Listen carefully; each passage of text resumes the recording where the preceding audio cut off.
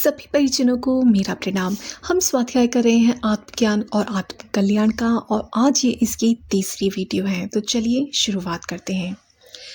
आज हम जानेंगे कि आध्यात्मिक मार्ग में सफलता कैसे प्राप्त हो सकती है। मानव जीवन का सदुपयोग दो प्रकार से किया जा सकता है। पहला आत्मनिर्माण द्वारा और दूसरा राष्ट्र निर्माण द्वारा। इसमें प्रथम साधन अर्थात आत्मनिर्माण पर विचार करें तो विदित है कि आत्मनिर्माण निम्न साधनों से संभव है। पहला शरीर रक्षा से और दूसरा भावनाओं पर विजय प्राप्त करने से, तीसरा बुद्धि विकास से और चौथा आत्मज्ञान से। आत्मनिर्माण का प्रथम साधन मानव का शरीर है। शरीर वह यंत्र है जिसकी सहायता से मानव संसार में कर्म पथ पर अग्रसर होता है, नाना कर्तव्यों का पालन करता है तथा संसार, समाज, देश और विश्व की प्रगति समझता है।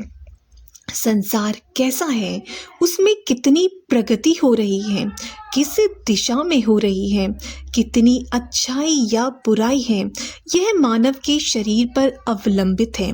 जिस प्रकार सावन के अंधे को सर्वत्र हरा ही हरा दृष्टिगोचर होता है, उसी प्रकार रोगी शरीर वाले को संपूर्ण संसार रोग से आक्रांत, डूबता हुआ, नष्ट होकर काल कल्वित होता हुआ प्रतीत होता है।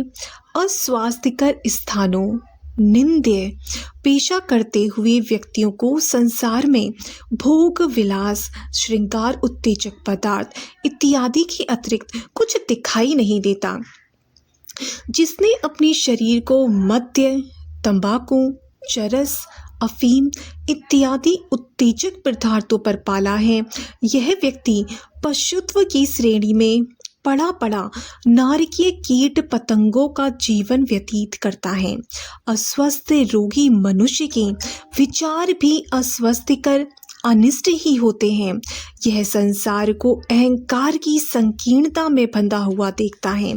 रोगी शरीर क्या तो अपना भला कर सकता है और क्या दूसरों का कल्याण कर सकता है। उसके विचारवासी योजनाएं, रोगी कल्पनाएं, दूषित वासनाएं, प्रदीप्त इच्छाएं अनिष्टकर ही रहेंगी। आत्मनिर्माण के इच्छुकों निरोग और स्वस्थ शरीर बनाओ, जिससे तुम स्वयं अनिष्टकर चिंतन से बच सको और अहितकर कल्पनाओं से बचकर अपना जीवन दिव्य प्रबंध से सुव्यवस्थित कर सको। तुम्हें वही ग्रहण करना चाहिए जो शुभ हो। स्वस्थ पवित्र जीवन सात्विक वस्तुओं के भोजन पर निर्भर है। तुम तो भोजन करते हो, उसी के अनुसार तुम्हारी भावनाओं का निर्माण होता है। सात्विक वस्तुओं गेहूं, चावल, फल, तरकारियों, दूध, मेवे इत्यादि पर बना हुआ स्वस्थ मनुष्य आत्मनिर्माण सरलता से कर सकता है। उसकी भावनाएं तामसी वस्तुओं की ओर आकृष्ट न होंगी। वह दूसरों के प्रति कभी घृणा, द्वेष, ईर्ष्या, क्रोध की भावनाएं नहीं ले जाएगा। इसके विपरीत मांस, मादक द्रव्य, तामसी उत्तेजक पदार्थों, मद्य इत्यादि के बल पर स्वस्थ शरीर अंदर से खोखला रहेगा। वह उस रेत की दीवार की भांति है जो धक्के से धराशायी हो सकती है। नींद, परिश्रम, श्वास प्रश्वास के व्यायाम, दूध, छाछ, फलों के रस, ये सभी तत्व शरीर की रक्षा के लिए अमूल्य हैं। उपवास द्वारा रोग से मुक्ति तथा अंतरंग शुद्धि करते रहना अनिवार्य है। आत्मनिर्माण की दूसरी साधना है भावनाओं पर विजय। गंदी वासनाएं दग्ध की जाएं तथा दैवी संपदाओं का विकास किया जाए तो उत्तरोत्तर आत्म विकास हो सकता है। कुत्सित भावनाओं में क्रोध, घृणा, द्वेष, लोभ और अभिमान, निर्दयता, निराशा, अनिष्ट भाव प्रमुख है। धीरे धीरे इनका मूलोच्छेदन कर देना चाहिए। इनसे मुक्ति पाने का एक यह भी उपाय है कि इनके विपरीत गुणों धैर्य, उत्साह, प्रेम, उदारता, दानशीलता, उपकार, नम्रता, न्याय, सत्य, वचन, दिव्य भावों का विकास किया जाए।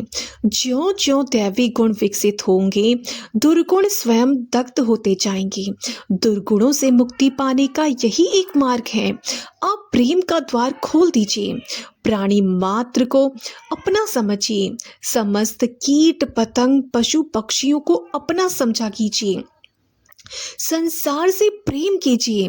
आपके शत्रु स्वयं दब जाएंगे। मित्रता की अभिवृद्धि होगी। इसी प्रकार धैर्य, उदारता, उपकार इत्यादि गुणों का विकास प्रारंभ कीजिए। इन गुणों की ज्योति से आपके शरीर में कोई कुत्सित भावना शेष न रह जाएगी। अनिष्ट भाव से स्वयं दूसरे की ही हानि नहीं होती है। उसकी हानिकारक तरंगें विश्व में व्याप्त होकर वातावरण को दूषित करती हैं। जिससे महायुद्ध होते हैं, जिनमें असंख्य व्यक्तियों का संहार होता है। आत्मनिर्माण का तृतीय साधन है बुद्धि विकास। इससे सत्कर्म तथा दुष्कर्म का विवेक जागृत होता है।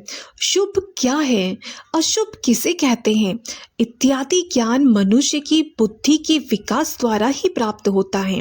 बुद्धि विकास के 4 प्रमुख साधन हैं: सत्संग, अध्ययन, विचार और फूल। सत्संग से कुटुंब और समाज का कल्याण होता है। जिन अध्यात्मवादियों, ऋषि, महात्माओं, विद्वानों या विचारकों ने संसार में आध्यात्मिक उन्नति की है, उनके संपर्क में आने से मनुष्य को संसार की विषमताओं से बचने के अनेक साधन प्राप्त होते हैं। अपनी समस्याओं का हल निकलता है। आगे आने वाली कठिनाइयों से मुक्ति के साधन एकत्र करने में सहायता प्राप्त होती है। अध्ययन से मनुष्य महापुरुषों का सत्संग प्राप्त करता है। पुस्तक का अर्थ है किसी विद्वान का सर्वथा सोते जागते पुस्तक के पृष्ठों के रूप में आपके समक्ष रहना। पुस्तकों से ऐसे महापुरुषों से संपर्क हो सकता है जो संसार में नहीं हैं, किंतु मानव जगत में अपनी छाप छोड़ गए हैं।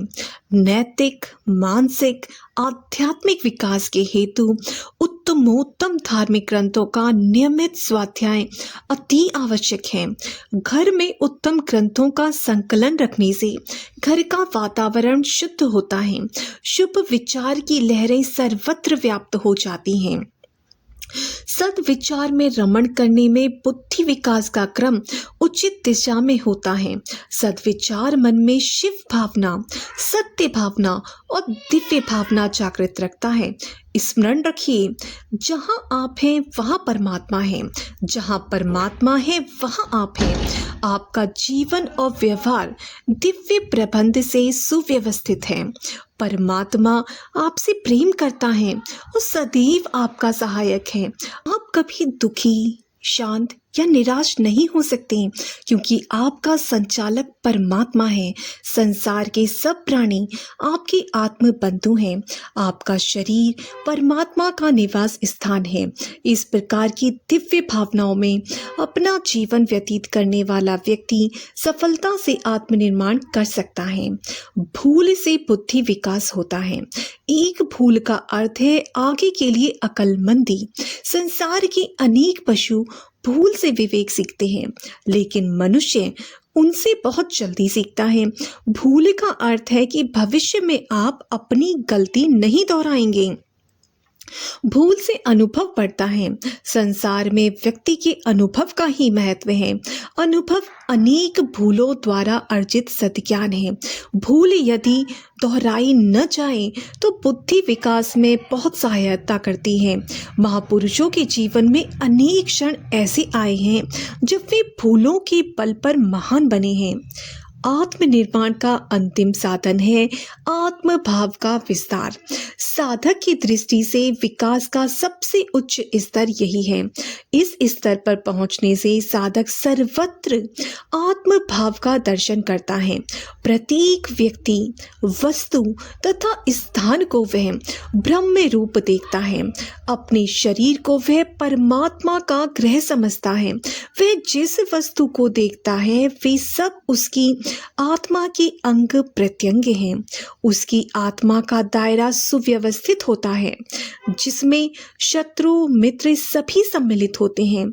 जो व्यक्ति अपने पराये के भेदभाव पर विशेष ध्यान देते हैं, वे आत्मनिर्माण में शीघ्र अग्रसर नहीं हो सकते। हमारे शास्त्रकारों ने आत्मवत् सर्वभूतेषु का जो सिद्धांत बतलाया है, उसका वास्तविक तात्पर्य यही है कि मनुष्य सभी को आत्म स्वरूप में देखे और भिन्नत्व की भावना को यथाशक्ति कम से कम घटा दे। तो आज था ये आत्मज्ञान और आत्म कल्याण पुस्तक का तीसरा भाग, और कल हम देखेंगे आत्म कल्याण और सदुपदेश के बारे में। तो सभी को प्रणाम। जय गुरुदेव, जय श्री राम।